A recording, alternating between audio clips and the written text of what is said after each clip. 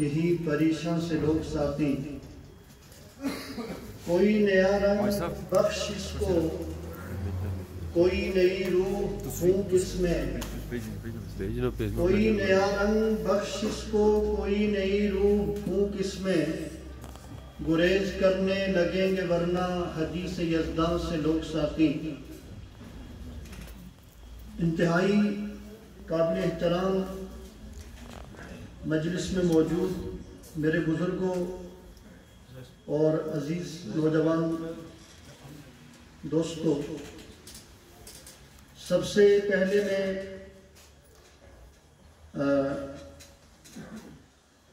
خوش آمدید کہتے ہوئے آپ کا شکر گزار بھی ہوں، اور خصوصیت کے ساتھ ہمارے کنج پریس کلب کھائی گلا کے جو صدر اور ان کے دیگر ساتھی دوست، ان کا بھی میں دل کی اتھاہ گہرائیوں سے شکریہ ادا کرتا ہوں کہ ان کی وساطت سے انشاءاللہ العزیز ہمارا یہ پیغام عوام تک اور ارباب اقتدار تک جائے گا۔ لوگ بعض اوقات سوال کرتے ہیں، پوچھتے ہیں کہ آپ نظریاتی حوالے سے، ادبی حوالے سے ایک باوقار انداز سے کام کر رہے تھے، تو سیاست کے میدان میں آنے کی کیا ضرورت محسوس کی؟ اور یہ بات ہم بخوبی سمجھتے ہیں کہ سیاست کا یہ میدان کوئی پھولوں کی سیج نہیں ہے، یہ سنگلاخ وادی ہے، پرخار وادی ہے۔ ہاں، ان لوگوں کے لیے اس میں بڑے منافع ہیں کہ جو اس کو بزنس اور کاروبار سمجھتے ہیں، لیکن انسانی تاریخ ہمیں یہ بات بتاتی ہے کہ جو لوگ اس کو انسانیت کی خدمت کا ذریعہ سمجھتے ہیں، ان کے لیے یہ فیلڈ، یہ میدان اتنا آسان نہیں ہے۔ ان کو قدم قدم پہ مشکلات کا سامنا بھی کرنا پڑتا ہے، اور بالخصوص جس ماحول میں آج ہم اس حوالے سے آگے بڑھنے کی کوشش کر رہے ہیں، آپ مجھ سے زیادہ بہتر جانتے ہیں کہ یہاں پیسے کی، روپے کی، سرمایہ کی ریل پہل ہے۔ لوگ سرمایہ کی بنیاد پر آگے آنا چاہتے ہیں اور سرمایہ کی بنیاد پر ہی ترقی کرنا چاہتے ہیں۔ جس طرح میں نے گزارش کی کہ کاروبار سمجھا جا رہا ہے اس کو، کہ سرمایہ کی بنیاد پہ پہلے سیٹ حاصل کی جائے اور اس کے بعد پھر 5 سال اس سے کئی گنا زیادہ سرمایہ کما لیا جائے۔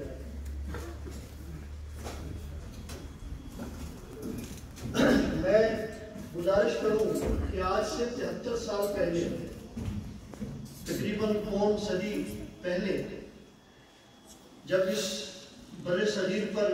انگریز کا تسلط تھا اور انگریز یہاں سے واپس جانے لگا، بر صغیر کے عوام نے آزادی کی جدوجہد کی، جنگ لڑی، قربانیاں دیں، اور ایک وقت ایسا آیا کہ انگریز کو یہاں سے جانا پڑا۔ لیکن انگریز نے یہاں حکومت کرتے وقت اور جاتے ہوئے اس خطے کو مذہب کی بنیاد پہ تقسیم کیا، اور 2 ملک معرض وجود میں آئے، ہندوستان اور پاکستان، اور ان کے درمیان ایک جو نفرت پیدا کی گئی تھی، اس کی بنیادی وجہ پیش نظر انگریز کے یہ تھی کہ یہ 2 ملک آپس میں لڑتے رہیں گے تو ہمیشہ ہمارے محتاج رہیں گے، اور اس لڑائی کے لیے جو میدان چنا گیا وہ ہماری یہ ریاست جموں کشمیر، جس کو دنیا کی جنت کہا جاتا ہے، اس ریاست کو چنا گیا۔ اور آج تک آپ دیکھتے ہیں کہ ہندوستان اور پاکستان کی اس پہ ایک چپکلش اور ایک کشیدگی چل رہی ہے۔ جب 1947 میں پہلے پاکستان کی طرف سے یہاں قبائلی داخل ہوئے اور پھر ہندوستان کی فوج یہاں پہ آئی تو ہماری یہ ریاست تقسیم ہے. ایک یہ ٹکڑا جس کو آزاد کشمیر کے نام سے جانا جاتا ہے اور گلگت بلتستان کے نام سے جس کو ہم جانتے ہیں یہ پاکستان کے انتظام میں آ گیا اور ایک وہ علاقہ جو جموں اور وادی پہ مشتمل ہے وہ ہندوستان کے قبضے میں آ گیا, ہندوستان کے انتظام میں آ گیا. جب یہاں پر ابتدائی درجے میں حکومت بنائی گئی تو ہم سب سے ریاست جموں کشمیر کے باشندوں سے یہ وعدہ کیا گیا کہ ہم اس چھوٹی سی حکومت کو بیس کیمپ بنائیں گے اس علاقے کو اور اس کے ذریعے سے ہم جو ہندوستان کے قبضے اور انتظام میں ہے اس کو بھی آزاد کروائیں گے اور یہاں کے جو وسائل ہیں ان وسائل کو استعمال کرتے ہوئے اس کو دور کریں گے. اس سے پہلے یہ تھا کہ یہاں پر شخصی حکومت تھی, ڈوگرا خاندان کی حکومت تھی اور ڈوگرا خاندان کے آخری حکمران مہاراجا ہری سنگھ تھے. تو ہری سنگھ کے شخصی راج کے خلاف یہاں ایک تحریک تو موجود تھی حقوق کے لیے, لیکن اسی تحریک کو ہائی جیک کر کے یہاں پہ پاکستان کی مداخلت ہوئی اور یہاں جو حکومت قائم ہوئی, یہاں جو سسٹم بنا, جو سیٹ اپ بنا, اس کی بنیاد پر ہمیں یہ دلاسا دیا گیا کہ آپ مطمئن رہیں, یہ لکیر جلدی ختم ہو جائے گی, یہ تقسیم ختم ہو جائے گی, آپ سارے ریاست کے لوگ اکٹھے ہو جائیں گے, پوری ریاست آزاد ہو جائے گی اور یہاں کے لوگوں کی جو بھوک ننگ ہے شخصی راج کی وجہ سے وہ بھی ختم ہو جائے گی اور یہاں کے وسائل پر یہاں کے رہنے والوں کا قبضہ ہوگا. لیکن آج کوئی تھوڑا سا عرصہ نہیں, 73 سال گزر گئے. 73 سال گزرنے کے بعد آپ میں سے ہر آدمی یہ جانتا ہے کہ نہ تو معاشی حوالے سے ہمیں کوئی ریلیف ملا, کوئی سہولت ملی, بلکہ آج ہمیں یہاں جو تھوڑی بہت بہتر مکانات اور بہتر بلڈنگ کی صورت میں بظاہر ایک ترقی نظر آتی ہے, یہ ترقی ہمارے ریاست جموں کشمیر کے وہ نوجوان, وہ بزرگ جنہوں نے اپنے پیاروں سے جدائی اختیار کر کے بیرون ممالک جا کے اپنی محنت کو بیچا, اپنی مزدوری کی اور وہاں سے کمائی کر کے پیسہ یہاں پہ بھیجا, تو یہاں کچھ ہمیں تھوڑی بہت چمک نظر آتی ہے. ورنہ یہاں کی حکومت نے, یہاں کے نظام نے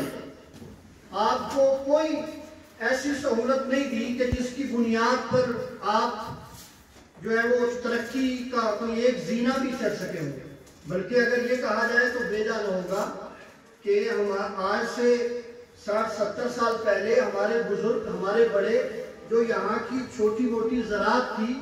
اس کو اختیار کرتے ہوئے اپنی خاصی ضرورتیں یہاں سے پوری کر لیتے, لیکن ہمیں اپنی زمین سے کاٹ دیا گیا اور ہم پنجاب کی منڈی بنے ہوئے. پنجاب کی منڈی بنے ہوئے. میں یہ ہمیشہ یہ بات کہا کرتا ہوں کہ آج ہم یہاں انتظار کرتے رہتے ہیں صبح سبزی کی گاڑی آئے اور وہاں سے جو ہے نا وہ سبزی خرید کے ہم جا کے گھر پکاتے ہیں. ہمارا رشتہ اپنی زمین سے کٹ چکا ہے. اس میں ہماری غفلت بھی اجتماعی طور پہ موجود ہے, لیکن بنیادی طور پہ جو ذمہ داری نظام کی تھی کہ یہ علاقہ جو اس دور میں یہاں یعنی ہر چیز پیدا ہوتی تھی اور لوگوں کی کفالت ہوتی تھی, آخر کیا وجہ آج کا جدید دور ہے, جدید ٹیکنالوجی ہے, زراعت کے حوالے سے ایسی سہولتیں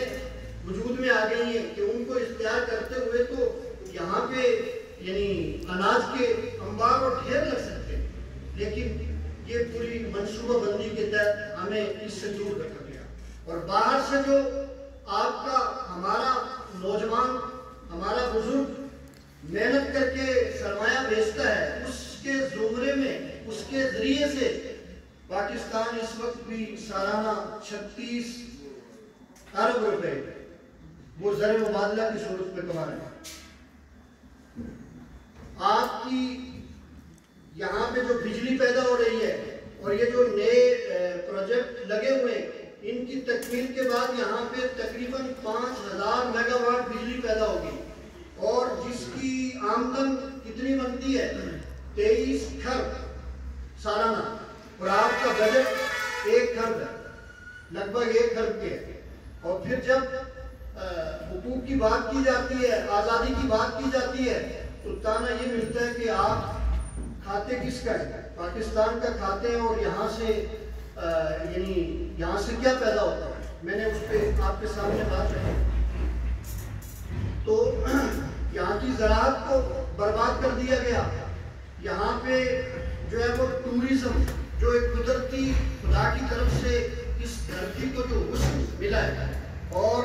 جس کی بنیاد پر ٹوریزم کی بنیاد پر یہاں کے لوگ جو ہے نا وہ خوشحالی ان کو مل سکتی ہے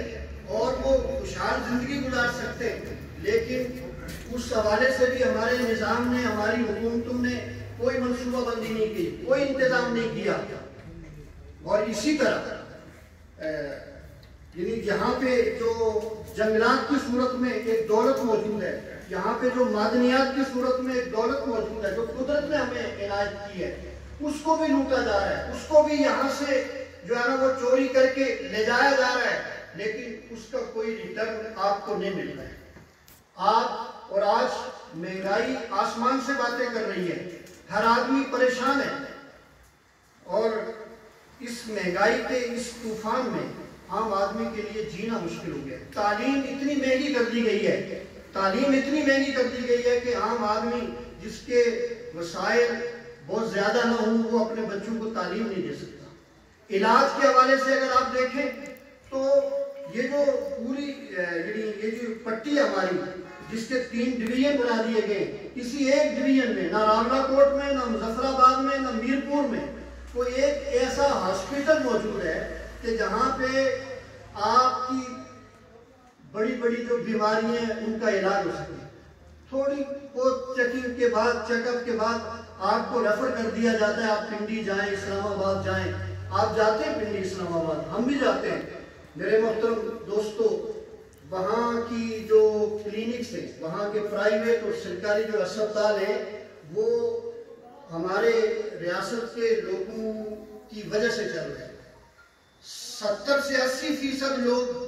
وہاں پہ جا کے ایک تو کرائے خرچے کریں، اور اس کے بعد وہاں پہ بھاری بھرکم فیسیں ادا کر کے وہ اپنا علاج کرواتے ہیں۔ اور آپ اندازہ کریں کہ فارورڈ کوٹے سے، حویلی سے جو ایک بندہ چلے گا وہ پنڈی میں پہنچے گا، اس